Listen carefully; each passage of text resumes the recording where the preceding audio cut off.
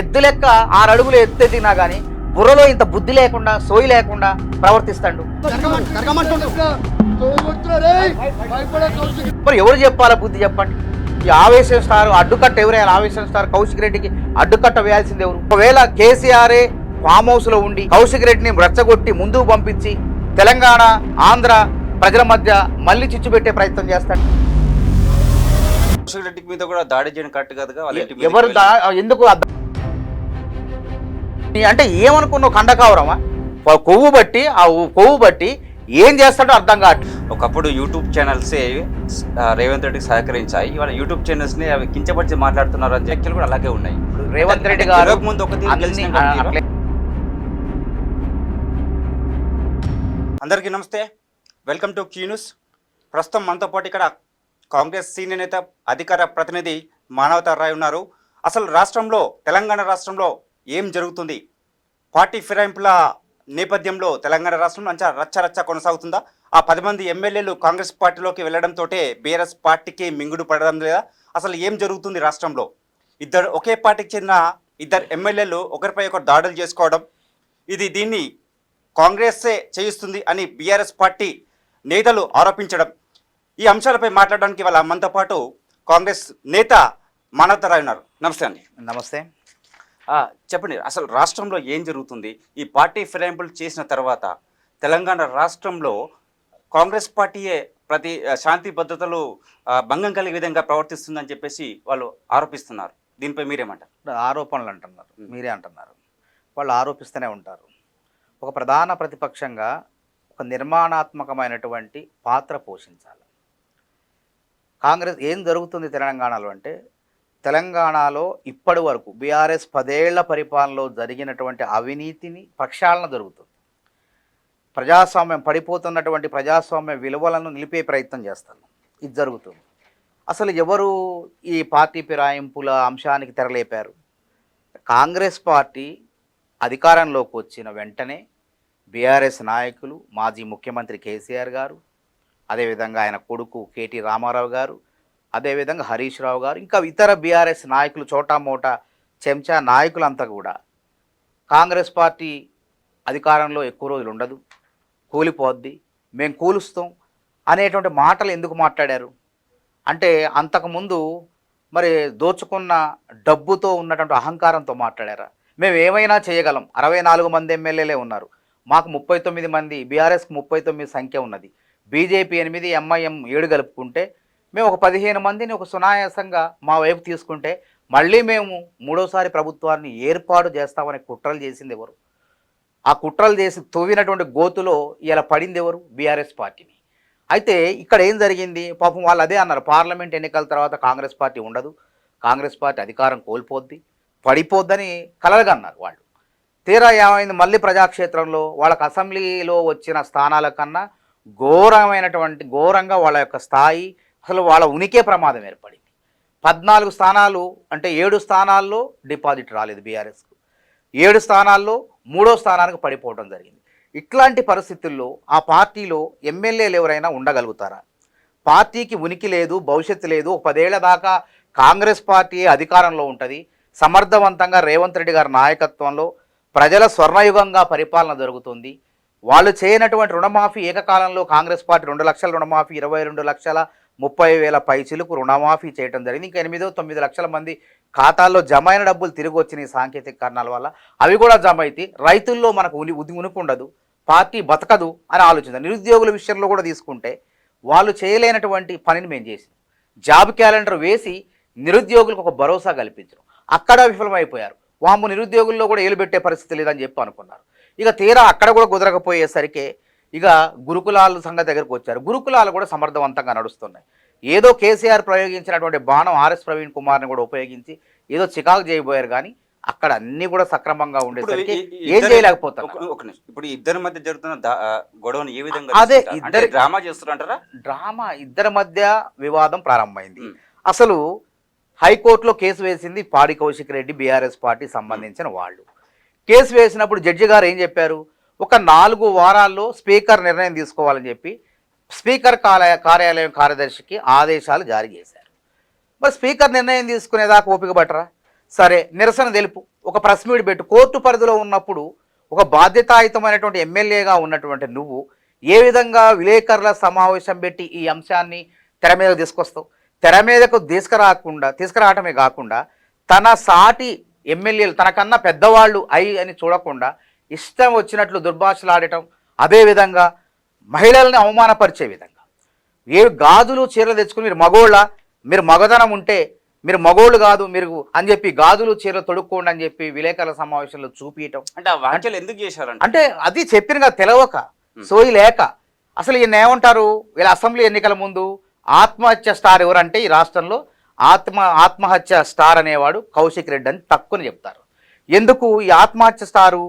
ఎలక్షన్లప్పుడు నేను గెలిస్తే విజయయాత్ర, లేకపోతే మా కుటుంబం శవయాత్ర చేయాల్సి వస్తుంది అని చెప్పి ప్రజలను ఒక రకమైనటువంటి బ్లాక్మెయిల్ అంటే బెదిరించి ప్రజల యొక్క సానుభూతి, ప్రధానంగా మహిళల యొక్క సానుభూతి పొంది గెలిచిండు. మరి గెలిచి ఎమ్మెల్యే అయిన తర్వాత కనీసం ఎట్లా నిరసన తెలపాలో కూడా తెలియదా?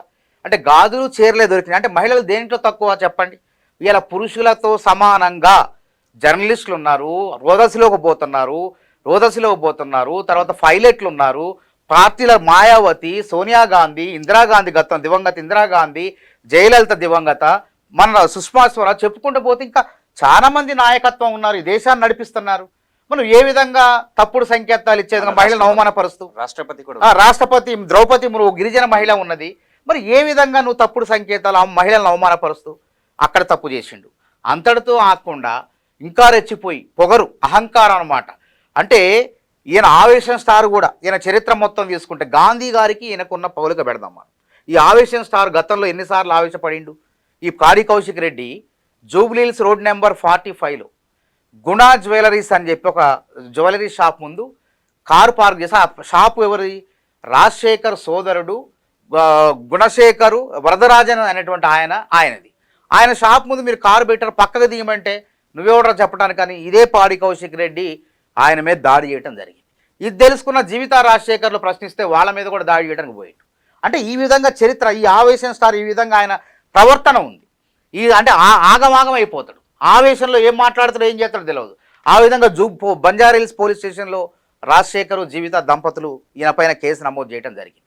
అంతటితో ఆగకుండా మన పాత గవర్నరు తమిళసై సౌందరరాజన్ ఒక మహిళ కనీసం గౌరవించాలి కదా, ఆమెను ఇష్టం వచ్చినట్టు నోరుంది కదా అని చెప్పి, నాలుగుంది కదా అని చెప్పి ఆమెను కూడా కించపరిచే విధంగా దేని కింద పెట్టుకుంటారని చెప్పి నేను కూడా మాట్లాడిన మందకృష్ణ గారు కూడా అందరూ స్పందించారు, ప్రపంచం మొత్తం ప్రవర్తించారు. అదే ఇప్పుడు అందరూ స్పందిస్తున్నారు. వీనికి ఎద్దు లెక్క 6 అడుగులు ఎత్తెదిగినా కానీ బుర్రలో ఇంత బుద్ధి లేకుండా, సోయి లేకుండా ప్రవర్తిస్తాడు. మరి ఎవరు చెప్పాలా బుద్ధి చెప్పండి? ఈ ఆవేశం స్టార్ అడ్డుకట్ట ఎవరేయాలి? ఆవేశం స్టార్ కౌశిక్ రెడ్డికి అడ్డుకట్ట వేయాల్సింది ఎవరు?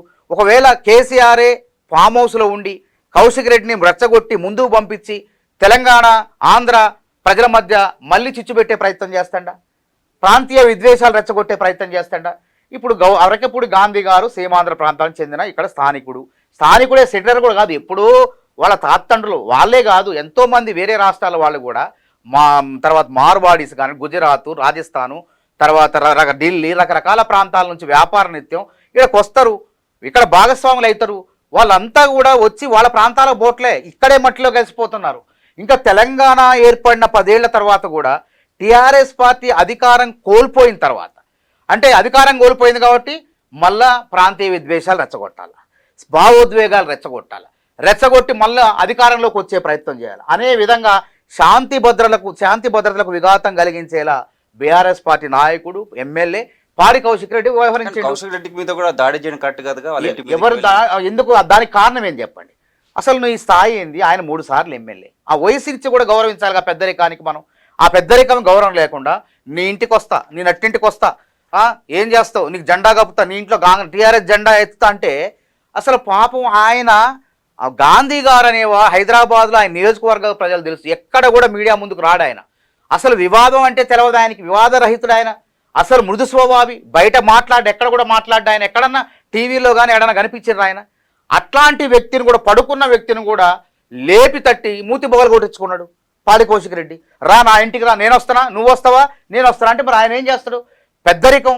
మరి ఏందో చూద్దాం, పాడి కౌశిక్ రెడ్డి ఎందుకు రమ్మన్నాడు, పోయి మాట్లాడదామని పోతే అవతల టీఆర్ఎస్ కార్యకర్తల్ని, మహిళల్ని పెట్టుకొని చెప్పులతో దాడేసే ప్రయత్నం చేస్తే మరి వీళ్ళు కూడా ఉన్నారు కదా, నువ్వే రమ్మన్నావు కదా, కార్యకర్తల్లో కూడా ఉన్న పౌరుషం ఉంటుంది కదా, పోయి వాళ్ళ మీద కోడిగుడ్లు రాళ్ళదాడు. అయినా కానీ ప్రభుత్వం ఊరుకుందా? ఇద్దరిపైన కేసులు నమోదైనవి. గాంధీ గారి పైన కూడా చట్ట ప్రకారం ఆయన పైన కేసు నమోదు చేశారు. మరి వీడికి బుద్ధుడు పాడి కౌశిక్ రెడ్డి బుద్ధి ఉండాలి కదా.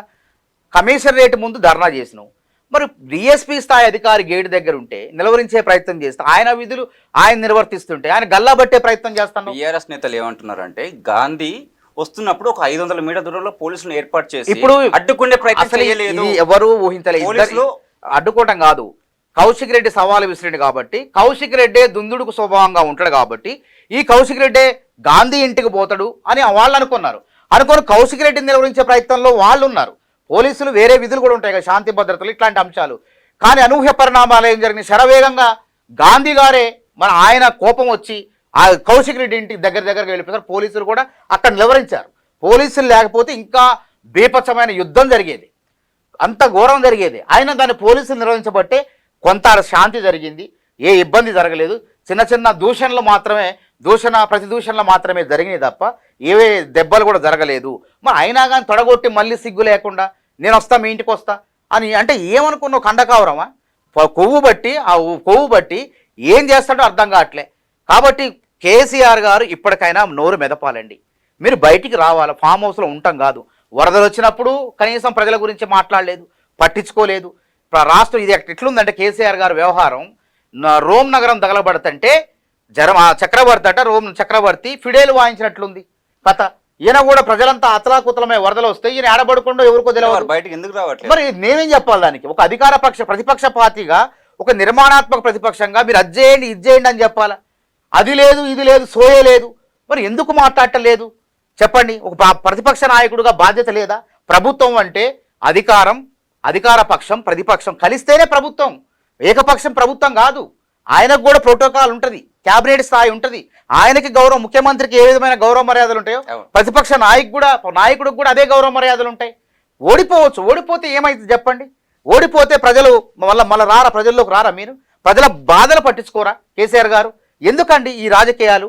రావాలా, ధైర్యంగా రావాలా, బయటికి రావాలా, ప్రజాసేవలో నిమగ్నం కావాలా. కాకపోతే వాళ్ళలో అభద్రతా భావం గురైంది. వాళ్ళు ఏదైతే కుట్ర బన్నాలు కోరారో ఆ కుట్ర ఏమైంది? ఎమ్మెల్యే అందరూ బీఆర్ఎస్లో మనకు ఉనికి లేదు, భవిష్యత్తు లేదు. బీజేపీలో బతుకు లేదు 10 ఏళ్ల దాకా. ఈ రెండు పార్టీలు ఇక్కడ అధికారం రావు. కాంగ్రెస్ పార్టీ 10 ఏళ్ళు ఉంటాయి. అన్ని పథకాలు కూడా సమగ్రంగా అమలు చేస్తుంది. దాదాపు 42 లక్షల మందికి 500కే గ్యాస్ పథకం అందిస్తుంది. అదేవిధంగా 47 లక్షల మందికి 200 యూనిట్లకే ఉచిత విద్యుత్తును అందిస్తుంది. అదేవిధంగా 70-80 కోట్ల మంది మహిళలు ఇప్పటి వరకు 70 కోట్ల మంది మహిళలు బస్సుల్లో ఉచిత ప్రయాణం చేస్తున్నారు. అనేక సంక్షేమ పథకాలు అమలవుతున్నాయి. ఈ కాంగ్రెస్ పార్టీ అన్నదంటే అమలు చేసి తీరుతుంది. బడ్జెట్లో 2,91,000 కోట్ల బడ్జెట్లో 72,000 కోట్లు అన్నదాతలకి కేటాయించారు. ఇక మన వైపు ఎవడు చూస్తాడు? ఉద్యోగస్తులు కూడా చూసే పరిస్థితి లేదు. 1వ తారీఖు జీతాలు ఇవ్వడం చేత కాలేదు. రేవంత్ రెడ్డి సర్కారు వచ్చిన తర్వాత టంచనగా 1వ తారీఖు రాంగ్లో జీతాలు పడుతున్నాయి. నిరుద్యోగులు కూడా జాబ్ క్యాలెండర్ వేస్తే వాళ్ళు చదువుకుంటున్నారు. ఎక్కడ కూడా వేలు పెట్టే పరిస్థితి లేకుండా ప్రభుత్వాన్ని కావాలని బద్నాం చేసే విధంగా, ఈ విధంగా మాటలు తూటాలతో కాంగ్రెస్ అంటే ప్రజల్ని పక్కదారి పట్టించే కార్యక్రమాలు వాళ్ళు పూనుకున్నారు. ఆయన కూలుస్తామన్నారు, వాళ్ళ గోయిన వాళ్ళు లోకున్నారు. కూలుస్తామంటే ప్రజలు ఏం చేశారు? వాళ్ళనే కూల్చేశారు. కాబట్టి ఇక్కడ ఏంటంటే మేము వాళ్ళ లెక్క కక్కుర్తి పడి ఇప్పుడు 2014లో 15 మంది 6 గ్యారెంటీలు సంపూర్ణంగా కాలేదు చేస్తున్నాం కదా. ఇప్పుడు ఆయన రుణమాఫీ చేత కాలేదు, బీఆర్ఎస్ వాళ్ళు అదే అంటున్నారు. అది బీఆర్ఎస్ వాళ్ళు అంటారు, వాళ్ళకి చేత కాలేదు కాబట్టి అంటారు. 6 గ్యారెంటీల్లో దాదాపు 5 గ్యారెంటీలు దాదాపు అమలు అవుతున్నాయి. ఇంకొన్ని వాటికి రైతు భరోసా ఉంది. రైతు భరోసా కూడా ఏంది, వాళ్ళ ఇష్టం వచ్చినట్టు రైతు భరోసా ఇచ్చేశారు. మల్లారెడ్డి లాంటి కోటీశ్వరకు కూడా రైతు బంధు వచ్చింది. అవసరమా అండి రైతు బంధు? ఎవరికి రావాలండి? ఒక 10 ఎకరాలు పేద రైతులకు వ్యవసాయం చేసుకునే వాళ్ళు. మల్లారెడ్డి లాంటి కుబేరుడికి రైతు ఇద్దాం, చెట్లకి పుట్టలకి గుట్టలకి రియల్ ఎస్టేట్ వ్యాపారం చేసే భూములకు కూడా రైతు బంధు ఇచ్చి ప్రజాధనం మొత్తం కూడా లూటీ చేసి పడేసి అర్హులైన వాళ్ళకి రావాలి. అందుకే మేము ఒక ప్రణాళిక రచిస్తున్నాం. అది 10 ఎకరాలకి ఇవ్వాలా, 15 ఎకరాలకి ఇవ్వాలా, నిజంగా రైతు ఎవరైతే వ్యవసాయం చేస్తున్నారో పండించే రైతుకి ఇవ్వాలా అని చెప్పి అది కూడా అమలు చేయబోతున్నాం రేపో మాపు. దానికి బడ్జెట్లో డబ్బులు కేటాయించడం 15,000 కోట్లు ఎన్నో అయితే 7,500 చొప్పున ఈ పంటకి, రేపు వచ్చే పంటకి మళ్ళా దానికి 15,000 కోట్లు మొత్తం దాదాపు ఇస్తానన్నటువంటి ప్రకారంగా రైతులకు తప్పకుండా అది కూడా ఇస్తాం. అప్పుడు కూడా ఎన్నో ఎలా పెడతారు, ఏం చేయాలో అర్థం కాదు. కాబట్టి అలజడి సృష్టించడం అయినా ఎక్కడ ఉద్యమాలు చేయాలండి వీళ్ళు ప్రతిపక్షం అంటే? అవినీతి ప్రభుత్వంలో ఏదైనా అవినీతి జరిగితే పెద్ద ఎత్తున పోరాటం చేయాలి. అరే చీటికి మాటికి అయిన దానికి కాని దానికి అభాండాలు వేయటం, ఇంకేముంది జరిగిపోయింది అన్యాయం జరిగిందని పోరాటం రోడ్డు ఎక్కటం ఎందుకు అవసరం ఏంటండి? రైతు రుణమాఫీ మేమేమన్నాం, 22,30,000 పైచిలకు రైతులకు ఏకకాలంలో రుణమాఫీ అయింది. ఇంకా 8 లక్షలు 9 లక్షల మందికి కావాలి. వాళ్ళు కూడా 26 లక్షల మందికి రైతు 4 సార్లు అంటే 10 సంవత్సరాలు 4 సార్లు చేశారు వాళ్ళు 26 లక్షల మందికి. మేము అనుకున్నది 32,50,000 మంది రైతులు అర్హులైన వాళ్ళు. అదేవిధంగా ఇప్పటి వరకు 22,30,000 పైచిలుకు అయింది. 2 లక్షల పైచిలుకు ఉన్న వాళ్ళు పై ఉన్నటువంటి డబ్బును బ్యాంకుల్లో చెల్లించకపోవడం మూలంగా అది ఆగిపోయింది. మళ్ళీ ఇప్పుడు రేపో మాపో ఎల్లుండో వాళ్ళ ఖాతాల్లో జమ అయితే అనుకున్నటువంటి రైతు రుణమాఫీ ఏకకాలంలో తప్పకుండా నెరవేరుస్తాం. కాబట్టి ఇక్కడ కూడా చెప్పాలా, రైతు రుణమాఫీ డబ్బుల విషయంలో ఏదైనా అవినీతి జరిగిందా, లేకుంటే రైతు జేబులోకి పోవాల్సిన ఖాతాలోకి పోవాల్సిన డబ్బులు కాంగ్రెస్ నాయకులు జేబులోకి పోయినాయా?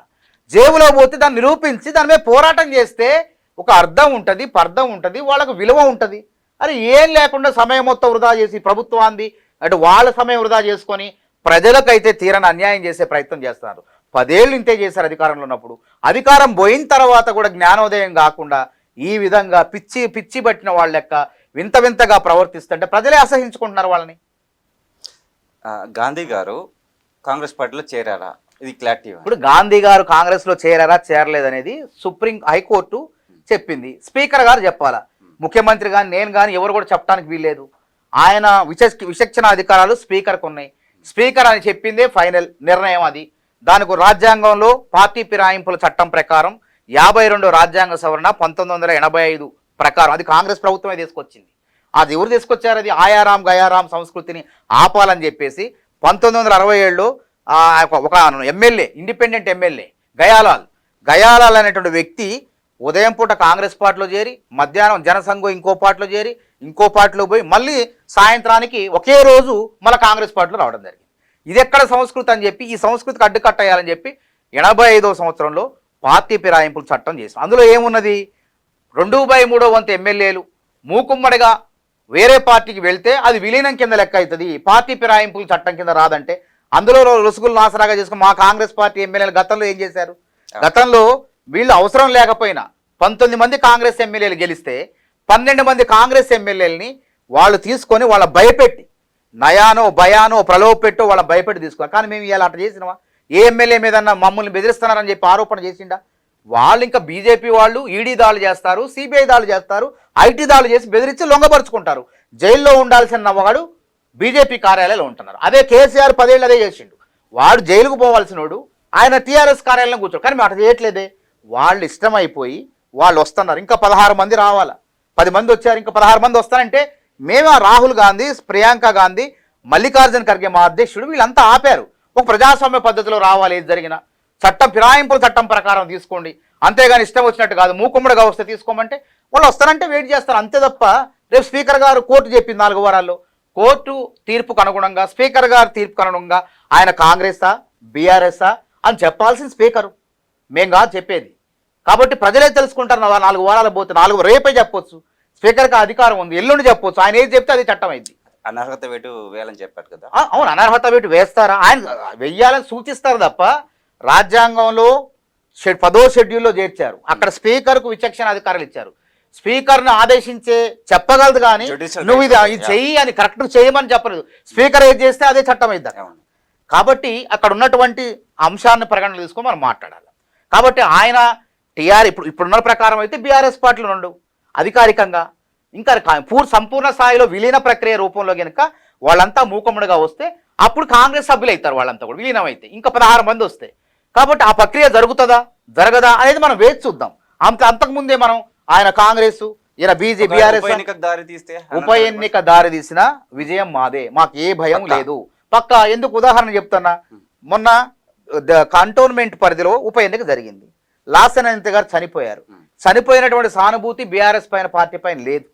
ప్రజలు ఏం చేశారు? అభివృద్ధికే కాంగ్రెస్ పార్టీకే ఓటు వేశారు. అక్కడ ఉన్నటువంటి శ్రీ గణేష్నే గెలిపించారు. రేపు ఈ 10 మంది ఎమ్మెల్యేలు కానీ ఇంకా వచ్చే 16 మంది ఎమ్మెల్యేలు రాజీనామా చేస్తే వస్తారనుకోండి, వస్తే వాళ్ళు కూడా తప్పకుండా విజయం సాధిస్తారు. కాంగ్రెస్ పార్టీ మీద ప్రజలు నమ్ముతున్నారు, ఉద్యోగులు నమ్ముతున్నారు, నిరుద్యోగులు నమ్ముతున్నారు, రైతులు నమ్ముతున్నారు. ఇంకా ఎవరు నమ్మట్లేదు, ఎవరికి నమ్మకం కుదరట్లేదంటే అధికారం కోల్పోయి అధికార దాహంలో ఉన్నటువంటి బీఆర్ఎస్, అధికారం కోసం అర్రులు దాస్తున్నటువంటి బీజేపీ వాళ్ళు కావాలని చెప్పి ఆరోపణలు మీరు అన్నట్టు చేస్తున్నారు. ఇదంతా కూడా రేవంత్ రెడ్డి గారే చేస్తున్నారు, రేవంత్ రెడ్డి గారే చేయిస్తున్నారు అని చెప్పేసి అంటున్నారు కదా, దీనిపై రేవంత్ రెడ్డి గారు చేస్తే ఈ రేవంత్ రెడ్డి గారే చేస్తే ఇట్లుండదు. ఆ 16 మంది కూడా ఎప్పుడో కాంగ్రెస్ లో వచ్చి విలీనం అయిపోయేవాళ్ళు. రేవంత్ రెడ్డి గారు పాత్ర ఏమి లేదు ఇందులో. స్వచ్ఛందంగా ఎమ్మెల్యేలే వాళ్ళ భవిష్యత్తు మీద ఆందోళన కలిగి గుబులు పుట్టి భయపడి బీఆర్ఎస్ లో ఉంటే బతుకులేదు, బీజేపీలో ఉంటే మనగడు ఉండదు, ఒక 10 ఏళ్ళ దాకా కాంగ్రెస్ లో ఉంటే మన రాజకీయ భవిష్యత్తు ప్రజలకు ఒక 10 ఏళ్ళు సేవ చేసుకోవచ్చు అని చెప్పి వాళ్ళే స్వచ్ఛందంగా వస్తున్నారు. అట్లాంటప్పుడు రేవంత్ రెడ్డి గారి పాత్ర ఎందుకు ఉంటుంది చెప్పండి ఇందులో? గతంలో వీళ్ళు చేశారు అట్లా భయపెట్టి. గుత్తా సుఖేందర్ 14లో టీడీపీ 15 మంది ఎమ్మెల్యేలు గెలిస్తే 14 మందిని తీసుకున్నారు. వైఎస్ఆర్సీపీ ఒక ఎంపీ శ్రీనివాసరెడ్డిని 4 ఎమ్మెల్యేలను తీసుకున్నారు. అదేవిధంగా కాంగ్రెస్ ఎమ్మెల్సీలను 7 తీసుకున్నారు. అక్కడితో కాకుండా 18లో 88 మంది ఎమ్మెల్యేలు ఉన్నా అసలు అవసరం లేకపోయినా కాంగ్రెస్ పార్టీ లేకుండా చేయాలని, ప్రతిపక్షం లేకుండా కాంగ్రెస్ పార్టీకి ప్రతిపక్ష హోదా ఇవ్వకుండా అక్బరుద్దీన్ ఎంఐఎం పార్టీకి ప్రతిపక్ష హోదా ఇచ్చి పిఎస్సి చైర్మన్ కూడా అక్బరుద్దీన్ ఓవైసీకి ఇచ్చి ఉల్లంఘనలకు పాల్పడి అధికారంలో ఉన్నప్పుడు కన్ను మిన్ను గానకుండా అక్రమాలకు పాల్పడింది, ప్రజాస్వామ్యాన్ని కూని చేసింది కేసీఆర్. ఇప్పుడు మేము ప్రజాస్వామ్యబద్ధంగా వ్యవహరించబట్టే, ప్రజాపాలన చేయబట్టే చూస్తూ ఊరుకున్నాం. మేము నిజంగానే రేవంత్ రెడ్డి గారు కలగజేసుకుంటే ఆ విధంగా ఉండదు. మొత్తం ఎమ్మెల్యేలు ఆ 4 మిగులుతారు అక్కడ. హరీష్ రావు, కేటీఆర్, కేసీఆర్, కవిత గారు వీళ్ళే మిగులుతారు, ఎవరు మిగలరు అసలు. కానీ ఆ విధానానికి పోలేదు. ప్రజాస్వామ్యాన్ని బతికించాలనేటువంటి ఒక ధోరణితో, ప్రజాస్వామ్య విలువలను కాపాడాలనేటువంటి ఒక లక్ష్యంతో రేవంత్ రెడ్డి గారు ముందుకు పోతున్నారు. అందుకే చూడండి, అసలు ఈ ప్రజాస్వామ్య విలువలు ఎన్నో కనపడతాయి ఇక్కడ చెప్పండి. అరే ప్రగతి భవన్ ఎవరికి తెలియదు, ఇవాళ ప్రతి ఒక్కడు పోతాడు. సెక్రటరియట్ అసలు ఓపెనే లేదు. ఒకప్పుడు అది అడుగు పెట్టడానికి సామాన్యుడు అడుగు పెట్టేవాడు కాదు. ఇలా 3 గంటలు కావాలని ఎవరైనా తీసుకొని వెళ్ళిపోవచ్చు, సెక్రటరియట్లో పోవచ్చు. ఏమన్నా చాకలి ఐలమ్మనే ఈరోజు ఎక్కడ సాయుధ పోరాటంలో ఉన్నటువంటి చాకలి ఐలమ్మ గారిని గౌరవించారైనా ఏ రోజన్నా? ఇలా రేవంత్ రెడ్డి గారు మా కోటి మహిళా విశ్వవిద్యాలయానికి చాకలి ఐలమ్మ పేరు పెడుతున్నా అని చెప్పి ఎంత సంచలన నిర్ణయం తీసుకున్నారు చెప్పండి. ఎక్కడ ప్రజాప్రభుత్వం ఉంది? ఉద్యమకారులు ఎవరైనా గౌరవించారా? అరే 10 ఏళ్ళు వాడుకుంటే తెలంగాణలో ఉద్యమంలో వాడుకుంటేవి, తెలంగాణ ఉద్యమకారుల గురించి మేనిఫెస్టోలో పెట్టవైతివి. రేవంత్ రెడ్డి గారు, కాంగ్రెస్ ప్రభుత్వం ఉద్యమకారులు ఎవరైతే ఉన్నారో, తెలంగాణ ఉద్యమం చేసి కఠిన కేసుల పాలైనటువంటి వాళ్ళు ఎవరైతే వాళ్ళకి 250 గజాలు ఇస్తానండు ఆ కార్యక్రమం కూడా చేస్తారు. జర్నలిస్టులు 20 ఏళ్ల సమస్య అండి అది.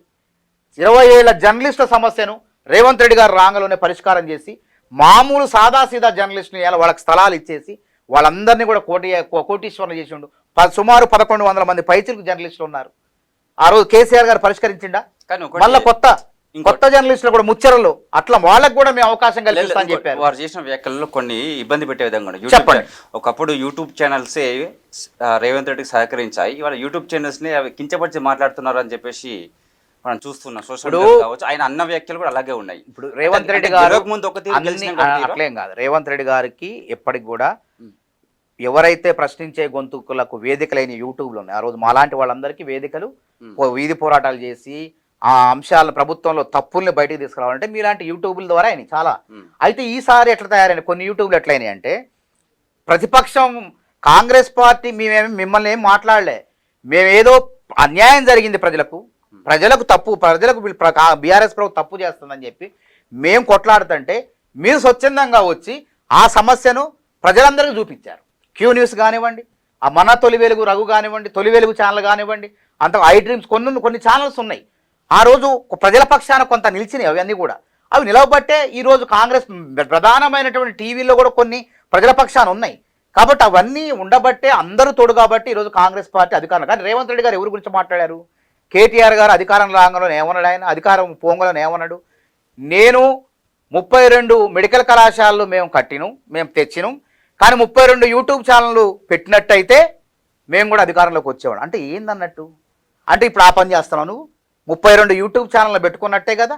అప్పటికే కాంగ్రెస్ బీఆర్ఎస్ అధికారంలోకి వచ్చిన తొలినాళ్లలో TV9, Mojo TV, ABN Andhrajyothi, అసలు తెలంగాణలో ప్రసారాలు లేకుండా చేశారు. ఏబిఎన్ ఆంధ్రజ్యోతి, TV9, అదేవిధంగా మోజో టీవీ సక్రమంగా అసలు ప్రజల యొక్క గొంతుగా, ప్రజలు ఎక్కడ అన్యాయం జరిగినా అక్కడ మోజో టీవీ ఉంటే ఆ టీవీ కూడా మరి కొనుగోలు చేసి అసలు అక్కడ జర్నలిస్ట్ అందరం కూడా రోడ్డు మీద పడేశారు. అంటే కావాలని ప్రతిపక్షం లేకుండా ప్రజలు ప్రశ్నించే గొంతుకులకు వేదికలు మీడియా లాంటి యూట్యూబ్ లాంటి మీడియాలు శాటిలైట్ ఛానల్ లేకుండా బెదిరించే ప్రయత్నం చేశారు వాళ్ళు. మేము చేసినవా అంటే ఇప్పుడు ఏం చేశారంటే ఇది స్వచ్ఛందంగా మీరంతా కాంగ్రెస్ పార్టీకి సహకరిస్తే కాంగ్రెస్ పార్టీ అధికారం. కానీ రేవంత్ రెడ్డి గారు ఎవరిని దృష్టిలో పెట్టుకున్నాడు? కేటీఆర్ అంటే అంత ఆ పెద్ద సమావేశంలో రేవంత్ రెడ్డి గారు ఏమన్నాడంటే అక్కడ పాత్రికేయులు, ప్రింట్ మీడియా, ఎలక్ట్రానిక్ మీడియా, పెద్ద సీనియర్ జర్నలిస్ట్ ఉన్నారు కాబట్టి వాళ్ళు ఎవరైతే నొప్పి తగులుతుందో వాళ్ళకే మాట్లాడిండి ఆయన. మీలాంటి ఇప్పుడు ఈ రోజు మీరు ప్రజల తరపునే ఉన్నారు, అది కాంగ్రెస్ అధికారంలో వచ్చిన సమస్యలు ఏముంటే ప్రభుత్వం దృష్టి తీసుకుపోతూనే ఉన్నారు మీదైనటువంటి శైలిలో. అన్ని మీడియాలు కూడా అంతే. కానీ కొంతమంది, నేను ఒకటే చెప్తున్నా క్యూ న్యూస్ ద్వారా, కొంతమంది జర్నలిజం ముసుగులో జర్నలిజం బదులు శాడిజం చేస్తున్నారు. నాణానికి రెండు వైపులా బొమ్మ బొరుసు చూపించేదే జర్నలిజం, నాణ్యానికి ఒకవైపు చూపించేదే శాడిజం అని అంటాను నేను. కాంగ్రెస్ ప్రభుత్వం మంచి చేస్తే మంచి చేసిందను, కాంగ్రెస్ ప్రభుత్వం తప్పు చేస్తుంది అని అంటే తప్పు చేసింది చూపి, మంచి చేసింది చూపి. కానీ కొన్ని యూట్యూబ్ ఛానల్ పనిగట్టుకొని, అంటే కేసీఆర్ పెట్టుబడితో, కేసీఆర్ డబ్బులతో నడిచే కొన్ని ఛానళ్ళు, కొన్ని టీవీలు ప్రభుత్వం మంచి చేస్తున్నా సరే పనిగట్టుకొని దుష్ప్రచారం చేసి వాళ్లకు బీఆర్ఎస్ పార్టీకి ఉపయోగపడాలనే విధంగా చేసుకుంటున్నారు. ఇది ప్రజలకు తెలవదా? ఆ రోజు మేము ఉద్యమాలు చేసినామంటే నిరుద్యోగుల గురించి 10 ఏళ్ళు కొట్లాడినాం, దెబ్బలు తిన్నాం, 40 కేసులు పెట్టుకున్నాం. కృత్రిమ ఉద్యమాలు చేయలేం మేము. ఇలా కృత్రిమ ఉద్యమాలు చేసే ప్రయత్నం చేస్తున్నారు. అందులో వీళ్ళే పంపించి వాళ్ళకి డబ్బులు ఇచ్చో ఏదో చేసి పోరాటాలు చేయండి, నిరుద్యోగులతో మీరు నిలబడి వాళ్ళు రెచ్చగొట్టండి, వాళ్ళు ఆత్మహత్యలు చేసుకునే రెచ్చగొట్టండి అని చెప్పి వాళ్ళే పంపిస్తున్నారు. కాబట్టి ఇవన్నీ నడవు. అంటే ప్రశాంతంగా ఉన్నటువంటి నీటిలో ఒక చెరువులో రాయేస్తే అలగడు వచ్చినట్టు వాళ్ళు ఉద్యమాలు తీసుకొచ్చే ప్రయత్నం చేస్తారు. కానీ ఎప్పుడు రావాలి? చెరువులో ఒక భూకంపం వస్తేనే సముద్రంలో సునామీలు రావాలి. అంతేగాని కృత్రిమ సునామీలు చేస్తే ప్రజలు నమ్మరు. ఆ కృత్రిమ సునామీల దాటికి ఎవరు కొట్టకపోతారు? ఎవడైతే కృత్రిమ సునామీ సృష్టించిండో వాళ్ళే కొట్టకపోతారు. అన్యాయం అనేది ఎప్పుడు నిలవదండి. చివరికి గెలిచేది సత్యమే. మేము సత్యప్రదంగా ఇవాళ అవినీతి లేకుండా సంక్షేమ పథకాలన్నీ కూడా కొనసాగించుకుంటూ పోతున్నాం. అందుకే ఏ ఎత్తి చూపడానికి ఏ అంశాలు లేక ఇవాళ ఈ విధంగా మాట్లాడుతున్నాం. హైడ్రా ఒక పక్కన, హైడ్రా రథచక్రాలు కదులుతుంటే వాళ్ళ గుండెలు గుబేలుమంటారు. ఎందుకంటానే 10 ఏళ్ళు కొండలు గుట్టలు ప్రకృతి సంపద మొత్తం కూడా ఒక డ్రామా అని చెప్పేసి సోషల్ మీడియాలో ఎక్కువగా చూపిస్తున్నారు కదా. అదే చెప్పి ఎవరు చూపిస్తున్నారు? హైడ్రా చేసే మంచి కనపట్లేదా? హైడ్రా ఇప్పుడు 111 ఎకరాలను స్వాధీనం చేసుకుంది. తెర వెనుక నుంచి ఎవరు నడిపిస్తారు? ఎందుకు నడిపిస్తారు? హైడ్రా అసలు దాని గురించి కూడా చర్చించుకోవాలి క్యూ న్యూస్ ద్వారా. మనం అసలు హైదరాబాద్ నగరానికి ఒక చరిత్ర ఉన్నది, ఈ తరం కూడా తెలుసుకోవాలి.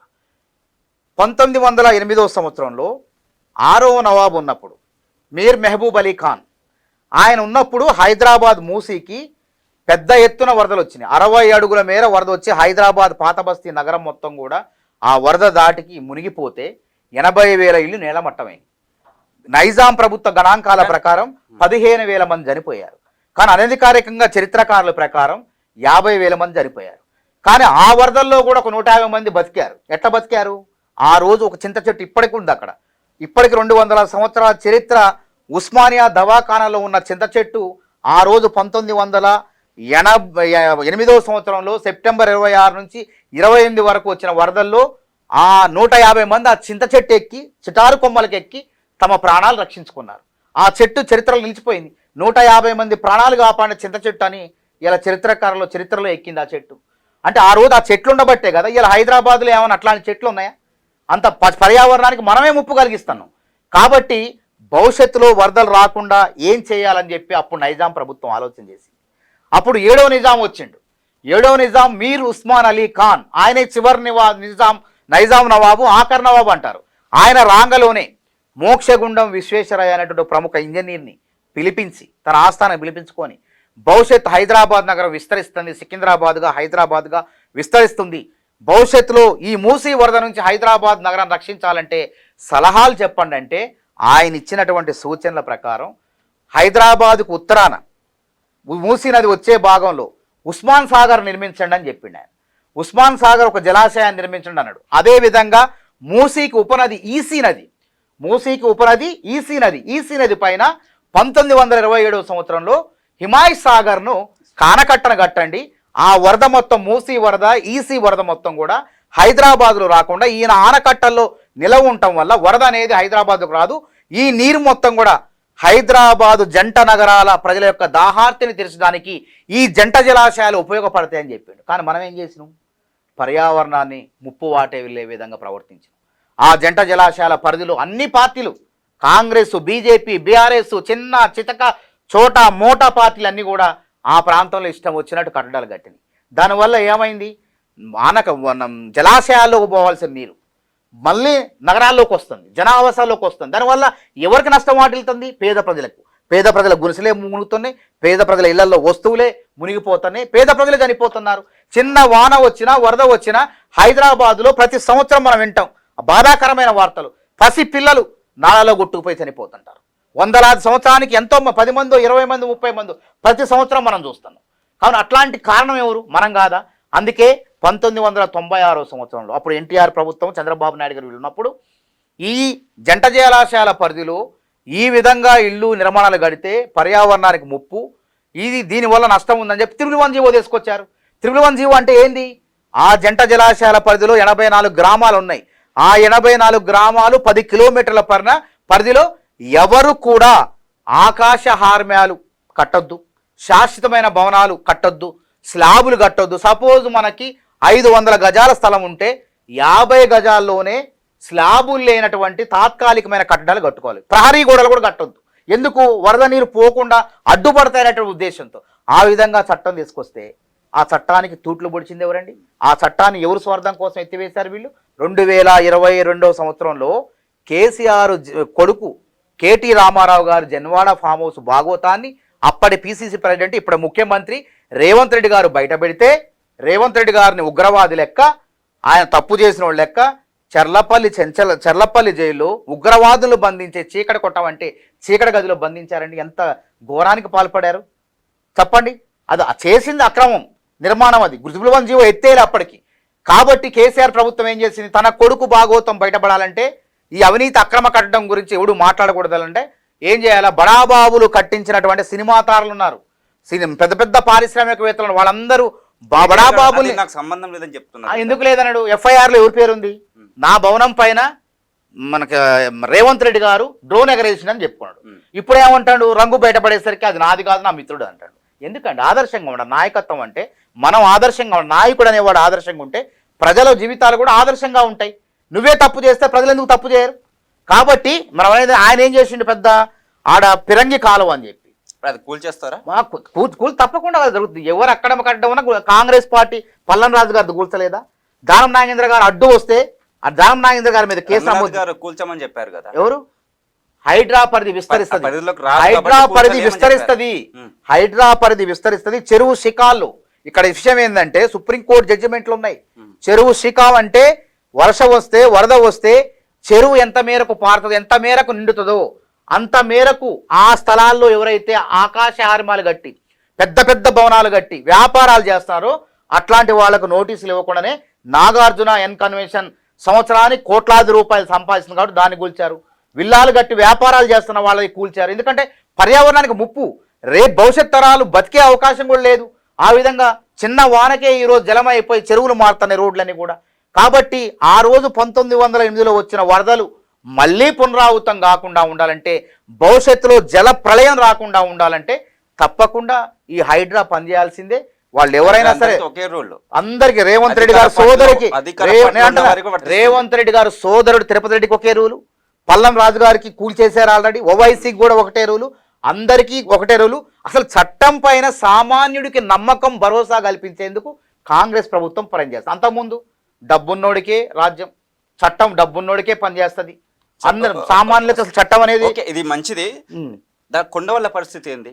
ఎంతో మంది మధ్యతరగతి వాళ్ళు, మధ్యతరగతి వాళ్ళు ఎవరు కొనరండి, గుర్తు పేదవాళ్ళు ఎవరు కొనరండి, పేదవాడు ఎవరు తప్పు చేయరండి, మధ్యతరగతి వాళ్ళు కూడా తప్పు చేయరండి. భయపడతారు, అమ్మో ఇక్కడ పెడితే అనుమతులు వస్తాయి రావు, నా డబ్బులు ఉన్నదే కష్టపడి సంపాదించుకున్నా, నేను ఎక్కడ అక్రమం ఉందంటున్నారు, నేను సక్రమం దగ్గరే పోతా. ఎవడైతే బలిసి డబ్బులు ఎక్కువ, ఎవరండి విల్లాలు కట్టుకునేది? విల్లాలు ఎవరండి కట్టుకునేది?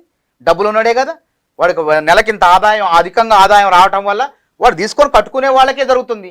అది తెలిసి కూడా అది ఎవరైతే వ్యాపారాలు చేస్తున్నారో అట్లాంటి వాళ్ళే కూలుస్తున్నాం. అక్కడ ఇళ్ల నిర్మాణాలు ఉంటే వాళ్ళకి అవకాశం, చెరువు లోపల ఉంటే అట్లాంటి గుడిసెలు ఉంటే తీసేస్తున్నారు. అక్కడ వాళ్ళకి డబుల్ బెడ్రూమ్లు, ఇచ్చే ప్రయత్నం చేస్తాను. ఎవరైతే నిజంగా నిరాశ్రులై ఉన్నారో అట్లాంటి వాళ్ళకి న్యాయం చేసే ప్రయత్నం కూడా జరుగుతుంది. కాబట్టి పర్యావరణాన్ని మనం రక్షిస్తే అది మనల్ని రక్షిస్తుంది. ఇవాళ నీ స్వార్థం కోసం తిరుగువని జీవో ఎత్తేస్తే ఇంకో విషయం, పిరంకాలను బూట్ చేసి 1,00,000 చదరపు గజాల్లో ఆయన భవనం కట్టిండండి. ఆయన డ్రైనేజీ వ్యవస్థలు అక్కడ ఫామ్ హౌస్లు ఎక్కడ కూడా డ్రైనేజీ వ్యవస్థ లేదు. మరి ఆ మురుగునీరంతా ఎక్కడ కలుస్తుంది? మనం తాగే గండిపేట చెరువులో. మనందరం హైదరాబాద్ ప్రజలు తాగే అంటే బడాబాబులు విలాసవంతమైన వ్యవసాయ క్షేత్రంలో ఫామ్ హౌస్లో మురుగునీరు మొత్తం కూడా జంట జలాశయాల్లో కలిసి గండిపేట చెరువులో కలిసి అవన్నీ ఎక్కడికి వస్తున్నాయి? మనమే తాగుతున్నాం. మరి ఎంత దారుణం ఇది! అసలు మనుషులు చేసే పనేనా ఇది? కొంచెం ఉండాలి కదా వాళ్ళకి. పెద్దవాళ్ళు అంటే ఒక సామాజిక స్పృహ ఉండాలి, ఒక బాధ్యత ఉండాలి. అట్లాంటప్పుడు చాలామంది ఆదర్శంగా ఉండాలి. అట్లా ఉండకుండా వీళ్ళు ఎక్కువ తప్పులు చేసింది బీఆర్ఎస్ వాళ్ళే కాబట్టి గుమ్మడికాయ దొంగ ఎవరంటే భుజాలు నడుపుకున్నట్టు ఒక పక్క పల్లా రాజేశ్వర రెడ్డి చెరువులోనే కట్టిండు. ఆయన గతంలో మల్లారెడ్డి బీఆర్ఎస్ గవర్నమెంట్ ఉన్నప్పుడు కూడా టీఆర్ఎస్ గా ఉన్నప్పుడు కూడా ఈ చెరువుల పురోగతి అనేది కార్యక్రమం చెరువుల పూడికల పేరుతో మొత్తం కూడా ప్రజాధనాన్ని దుర్వినియోగం చేశారు. మిషన్ కాకతీయ అన్నారు, అది కమిషన్ కాకతీయగా మారిపోయింది. అసలు చెరువులు పూడికలు కాదు, చెరువుల ఆక్రమణలు తొలగించే కార్యక్రమం పెట్టుకుంటే ఇవాళ ఈ విపరీతమైన ఖమ్మంలో మున్నేరు వాగు పరిధిలో వరదలు వచ్చి ఏ విధంగా కొట్టకపోయినాయి, ఈ హైదరాబాద్ నగరంలో ఎంతమంది చనిపోతున్నారు, ఇట్లాంటివి ఉండేది కాదు. వాళ్ళ సొమ్ము కోసం, వాళ్ళ సోకు కోసం పూడికలు ఏదో 4 మట్టి తట్టలు ఎట్టి బయట వేయటం, పూడిక తీసడం, బిల్లు చేసుకోవటం, డబ్బులు జేబులో వేసుకోవటం. అది టీఆర్ఎస్ పార్టీ నాయకుల లబ్ధి కోసం పెట్టిన పథకం. నిజంగా చిత్తశుద్ధితో చేసినట్టయితే మరి నాగార్జున ఎన్ని కన్వెన్షన్ దగ్గర పోయిన బుల్డోజరు మరి ఆ రోజు ఎందుకు ఆగిపోయింది బీఆర్ఎస్ ప్రభుత్వంలో? ఏం లాలూచి పడ్డారు? మరి ఈరోజు మేము లాలూచి పడలేదే. ఎవరైనా సరే ఆడ తన మన పర భేదాలు లేవు. కాబట్టి ఈ విధంగా ఒక పక్క ప్రభుత్వంలో ప్రభుత్వంగా పేదల్ని సంక్షేమ పథకాలు ఇచ్చి వాళ్ళని రక్షించే కార్యక్రమం, పర్యావరణ ముప్పు నుంచి భవిష్యత్ తరాలకు జలప్రళయం రాకుండా హైదరాబాద్ను రక్షించే ప్రయత్నం. ఇలా 3 నగరాలు ఉన్నాయి, హైదరాబాద్, సికింద్రాబాద్, సైబరాబాద్. 4వ నగరం, ఒక 4వ నగరం ముచ్చెర్ల రూపుదిద్దుకోబోతుంది. మరి ఈ విధంగా ఈ 1.5 కోటి పైనే జనం ఉన్నారు. ఈ 1.5 కోటి జనానికి రేపు భవిష్యత్తులో ఇంకా పెరిగే అవకాశం ఉంది, 2 కోట్లపై దాటే అవకాశం ఉంది. మరి వీళ్ళందరికీ భవిష్యత్తులో ఏ ముప్పు రాకుండా చూసుకోవాల్సిన బాధ్యత ఎవరిది? రేవంత్ రెడ్డి కాదా? ఆ రోజు 7వ నిజాం మీర్ ఉస్మాన్ అలీ ఖాన్ ఏ విధంగా వరద నియంత్రణ వ్యవస్థను ఆపి హైదరాబాదు, సికింద్రాబాదు ప్రజలకు జలప్రళయం రాకుండా కాపాడిండో, మరో నిజాం నవాబులాగా ఈ రేవంత్ రెడ్డి ఈ భవిష్యత్ తరాలకు జలప్రళయం రాకుండా కాపాడే విధంగా ఆయన హైడ్రా నిర్మించిందని చెప్పి చరిత్రలో చదువుకుంటారు పిల్లలు. ఇలా నిజాం నవాబు ఎప్పుడు కథ నేను చెప్పేది 1908 సంవత్సరం జరిగిన సంఘటన నేను చెప్తాను, యథార్థ సంఘటన నేను చెప్తున్నా. మరి రేపు భవిష్యత్ తరాలు కూడా ఇదే రేవంత్ రెడ్డి అనే ఒక ఆయన ఉన్నాడట, రాష్ట్రానికి ముఖ్యమంత్రి ఉండట, మూడో ముఖ్యమంత్రి అట. ఆయన వరద రాకుండా హైదరాబాద్ నగరాన్ని కాపాడిండట, హైడ్రా అనేటువంటి సంస్థను స్థాపించిండట, 4వ నగరాన్ని ముచ్చెర్ల నగరంగా తయారు చేసిండట అని చరిత్ర పుస్తకాలు చదువుకుంటారు పిల్లలు. ఇంత జరుగుతుంటే దీన్ని అడ్డుకునే ప్రయత్నం, కాళ్ళల్లో కట్టబెట్టే ప్రయత్నం, వాళ్ళు చేయలేని పనులు మేము చేస్తుంటే ఈ విధంగా పక్కదారి పట్టించే ప్రయత్నం. కాబట్టి మేము ఎప్పటికి కూడా ప్రజాస్వామ్యబద్ధంగానే నడుచుకుంటాం. ప్రజాస్వామ్యంలో ప్రజలు ఇచ్చిన వాగ్దానాలన్నీ కూడా నెరవేర్చుకుంటే పోతాం. ఎందుకంటే మేము మళ్ళీ ఒక 5 సంవత్సరాల ఎన్నికలు వస్తాయి. ఇంకో క్వశ్చన్ అండి, జగ్గారెడ్డి గారు ఉన్నారు కదా, వారు టీఆర్ఎస్లోకి వెళ్తారు అని చెప్పేసి ఆరోపణలు అది వార్తలు వస్తున్నాయి. ఇక అది పుకార్లు, వార్తలు అంటే పుకార్లు. ఎందుకు వారికి జగ్గారెడ్డి గారు ఎందుకు వెళ్తారు? ఓట్లు కావాలని చెప్పేసి ఇప్పుడు జగ్గారెడ్డి గారు ఒక ఉదాహరణగా చెప్పిండు, ఒక వాస్తవ పరిస్థితులు అట్లే ఉన్నాయి. మాలాంటి వాళ్ళు ఎమ్మెల్యేలు కాకపోవడం ఏంటంటే మేము మా దగ్గర ఆర్థికపరమైనటువంటి అంశాలు ఇలా పక్కనోడు పంచపక్ష పరమాలు కనీసం మనం పచ్చడేసని అన్నం పెట్టాలి కదా. ఇలా రాజకీయాలు కూడా ప్రజలు కూడా అట్లా అలవాటైపోయినారు. కాబట్టి మనం కూడా వాళ్ళ అవసరాలను ప్రజల్ని ఆ ఎన్నికల సమయంలో కొంత మేరకు మనం ఖర్చు పెట్టే ప్రయత్నం కూడా చేయాలి. కాబట్టి వారు ఆ విధంగా ఉదాహరణగా చెప్పారు. ఎందుకంటే స్వయానా తను ఎమ్మెల్యేగా 3-4 సార్లు గెలిచిండు కాబట్టి అనుభవం కొద్దీ ఆయన మాట్లాడారు. కాంగ్రెస్ ప్రభుత్వంలో ఆయన చక్కగా ఉన్నాడు, హాయిగా. ఆయన ఓడిపోయినప్పటికీ ఆయన వర్కింగ్ ప్రెసిడెంట్గా అత్యంత గౌరవమైన పదవి వర్కింగ్ ప్రెసిడెంట్ అంటే. తర్వాత తన శ్రీమతి గారికి, నిర్మలా జగ్గారెడ్డి గారికి మంచి పారిశ్రామిక మౌలిక వస్తువుల సంస్థ చైర్మన్గా ఇచ్చారు, కీలకమైన పదవి. ఇంకేం తక్కువైంది? వారైతే ఆ విధంగా కాదు, కావాలని కొందరు వారి మీద ఆరోపణ చేస్తున్నారు. ఓకే, ఇది అండి కాంగ్రెస్ సీనియర్ నేత మానవతా రాయ్ మనతో పాటు వాళ్ళ మనం అడిగినటువంటి ప్రశ్నలకు వారు జవాబిచ్చి వారి అభిప్రాయాలు తెలియజెప్పారు. నెక్స్ట్ మరొక నేతతో మళ్ళీ కలుద్దాం. నమస్తే.